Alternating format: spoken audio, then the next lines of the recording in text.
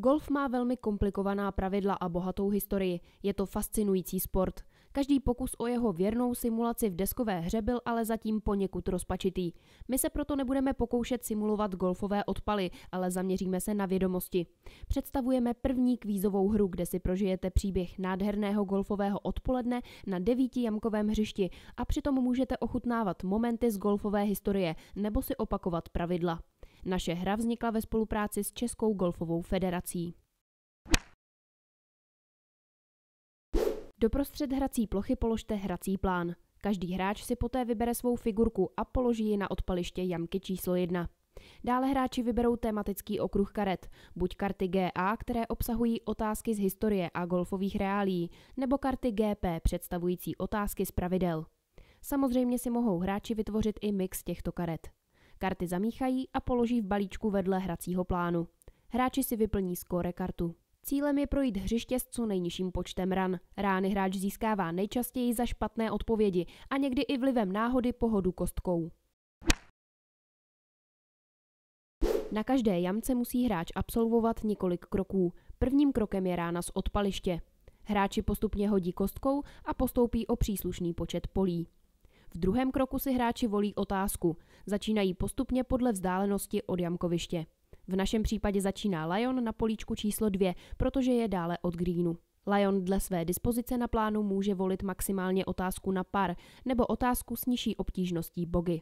Nezapomeňte, že volbou obtížnější otázky hráč riskuje udělení extra trestné rány v případě špatné odpovědi.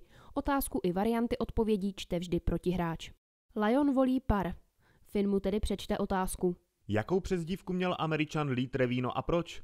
Za A veselý Mexikán pro svůj původ a veselou povahu, za B krásný Ital pro svůj původ a sympatický vzhled, za C zuřivý šampion pro svou schopnost hodně vyhrávat, ale i neschopnost přijmout porážku, nebo za D mistr suknička, často a rád nosil skotské sukně a další prvky oděvu. Protože Lion nezná správnou odpověď, tipuje špatně za C, tedy zuřivého šampiona místo správné odpovědi za A, veselého Mexikána. Lion tak získává 1 trestnou ránu a musí pokračovat další otázkou bogy na stejné kartě.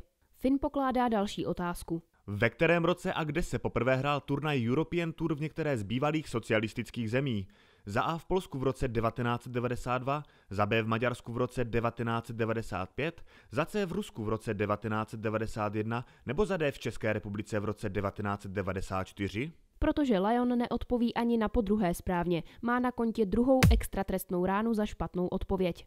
Protože na kartě již není další otázka a Lion odpověděl všechny otázky špatně, zapíše do své skóre karty výsledek double bogy a k tomu ještě 2 extra trestné rány za 2 špatné odpovědi. Nyní pokračuje Finn. Jeho pozice je o trošku lepší.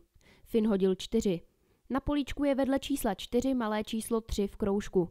Číslo značí, jaký nejlepší výsledek, tedy nejnižší počet ran na této jamce, může hráč dosáhnout. Tomuto počtu ran odpovídá i výběr otázky z karty. Hráč může volit otázku pro stejný počet nebo vyšší počet ran. V našem případě na 4. poli číslo 3 znamená 3 rány, tedy otázku na birdie.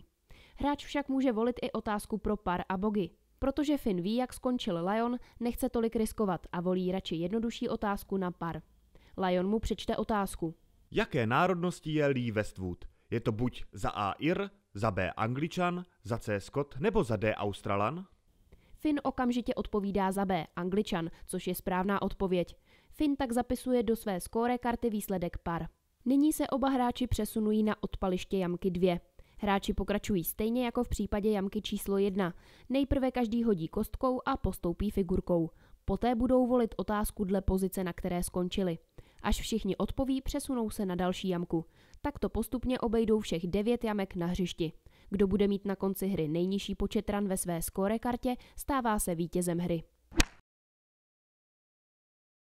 Na hřišti se během hry můžete setkat s těmito terénními překážkami.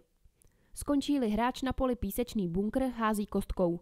Hodí-li číslo 1, 2 nebo 3, povedl se mu krásný send save a posouvá se na políčko před písečný bunkr směrem ke greenu.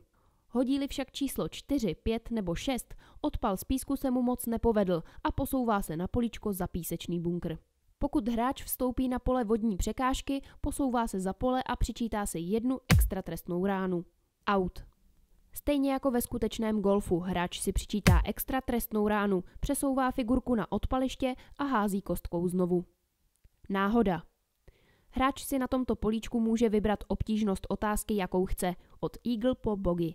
Pokud odpoví špatně, připisuje si trestnou ránu, vrací se na odpaliště a hází znovu kostkou. V tištěných pravidlech dále najdete doporučení pro různé druhy her, jako například hru na jamky, hru na rány či turnaj. Finn s Lionem si hru výborně užili a dozvěděli se spoustu zajímavých informací. Snad vás naše hra bude bavit stejně jako tyto dva golfové nadšence.